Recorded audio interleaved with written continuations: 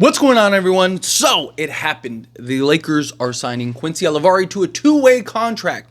After his preseason performance, you had to, right? We talked about it last night in the live stream. Made a video earlier this morning just talking about, like, hey, you got to get rid of somebody. You got to find a way to keep Quincy Olivari.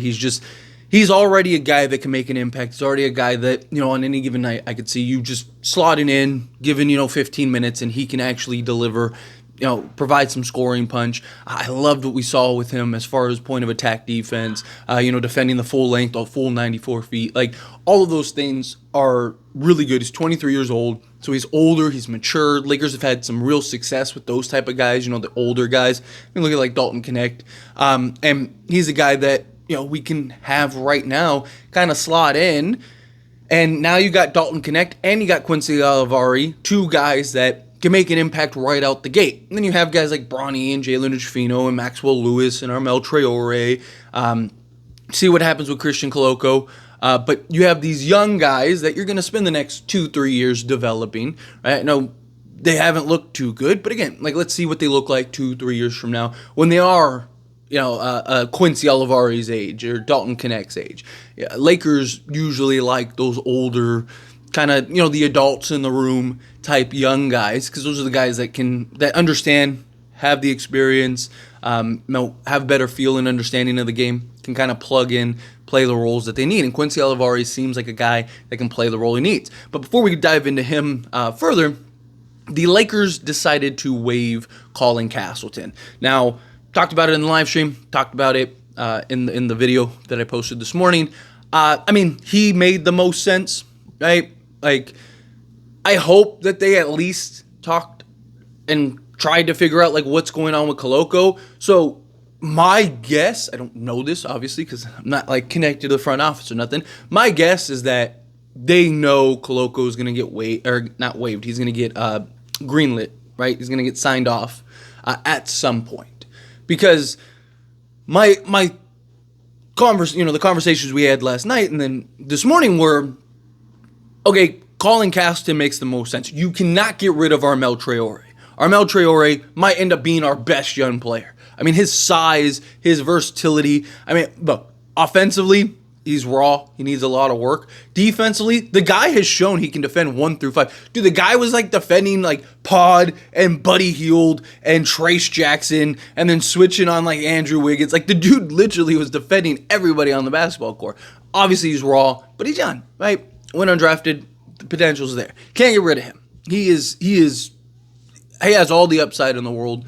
I can see a version of an OG type of player, right? OG on a newbie, not an OG type, OG. If I'm not saying he'll be as good, but similar build, similar size, the ability to play 3 through 5, right? That kind of thing.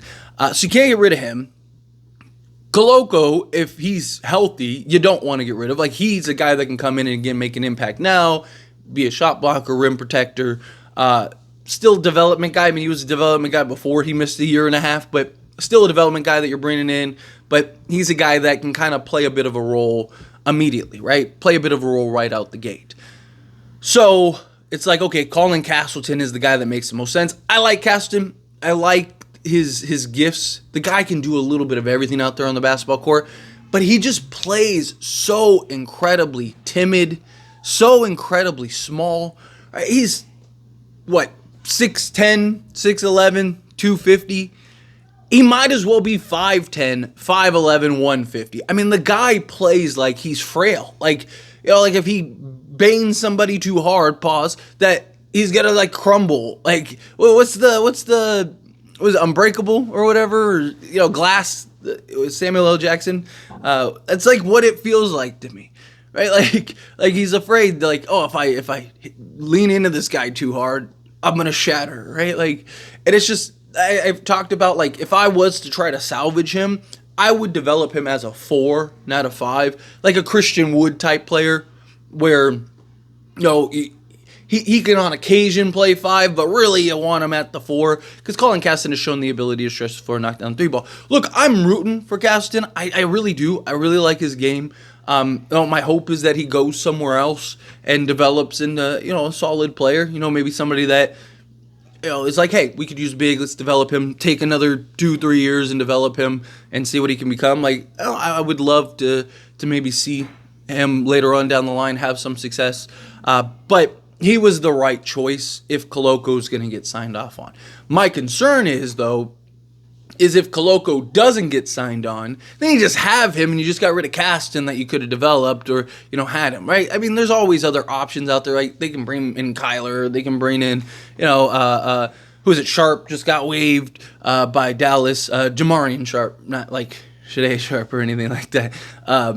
So, there's guys out there that you could bring in and slot in Coloco's place, but it's just you want to. I hope that the Lakers did their due diligence in that regard, and we know, like, okay, he's ready to go. So now you got Coloco, you got Traore, and you got Olivari. I love it.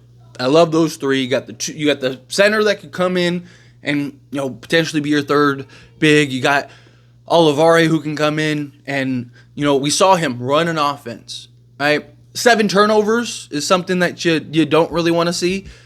However, you're not going to ask him to run an offense right now in the league. But the reason I mention it and the reason I liked what we saw in that regard is there are going to be times where if he does get run and play this season, there are going to be times where you're going to need him to initiate. He doesn't have. We're not asking him to go out there and wheel and deal and make all these plays and be D'Lo out there. Right? We're not looking for that. Like, hey, we need you to be CP3. Like, we don't need anything like that. It's going to be more of just like he's going to be, hey, initiate, get us into our actions, and then do what you do best. Be a movement shooter. Be a guy off pin downs. He's looks more like a 2 than he does a point. Like, I'm not saying he can't run the point, right? He doesn't have the size you wanted it to because he's like 6'3", but he's so money and just we saw everything you could want to see, right? He could shoot off the dribble. He could create and get to his spots and get his own shot off. He can shoot from the mid-range. He's got the little floater. He can get to the basket and finish through contact, right? He can come off of screens and pin downs and shoot, right? Like catch and shoot. He can do it all, literally. He even had like sidestep falling away, right? Like this is a guy that I really do genuinely believe can come in and have an impact this year, right? You're not asking him to come in and play 30 minutes a game, right? You're asking him to come in spots, play 10 to 15 minutes. Now, it's very possible that if the Lakers trade gets done at some point, that Quincy actually moves. Like, I wouldn't be shocked if by the end of the season, Quincy is on the main roster, right? Like, I wouldn't be shocked if at some point Quincy is a guy that they end up moving. Because right now they can't bring him on the main roster. So the most he can play is, I think it's 50 games or 52 games, something like that. So, do they play him that many games, or does he kind of spend the year in the G League, right? Also, who does he play over is the question, right? Like right now, without a trade, where do you find minutes for him? Like, he's not playing over D'Lo, he's not playing over Gabe Vincent, he's not playing over Max Christie, he's not playing over Austin Reeves, not playing over Dalton Connect, right? He's too small to play the 3, so you're really at the 1 or the 2 with him. So I don't know where, like, you put out. I mean, obviously you can always, like, throw him out there for a few minutes here and there, but, like, you want it to be, you want to start getting your rotation and structure going. So right now, as of, like, as it stands, I don't see him really playing much. Obviously if, like, Reeves gets the night off, or D'Lo gets the night off, or Gabe, or any of our like guard rotation, like if any of those guys end up getting the night off, then I could see you bring in Quincy, right? Let him play 10, 15 minutes and see what the kid's got. But I don't see a scenario where he's playing regular minutes and he's playing a regular role in rotation as of yet. Now, again, Lakers pull off a trade. They go and they turn Gabe Vincent and D'Angelo Russell into stuff, and it's like, hey, we need a backup point guard, right? Like, we just need somebody that can come in and initiate. Boom, maybe you go that route, right? Quincy Olivari, it's like, hey, man, here you go, right? You're stepping right into it, right? I could see something like that happening, right? Lakers go and trade for Zach LaVine, huh? But, let's say that they go pull off a big trade. Let's say, Jeremy Grant, Zach LaVine, whatever, where it's like multi-players for one, and then go get a Nick Richards, right? So now you got your center, you got, your guy, and it's like, oh, we need to fill 2 or 3 roster spots. You got like $5 million that you have to fill it. Like, okay, let's bring in Quincy Olivari. His contract's going to be, like $1 million, $1.2 million, something like that.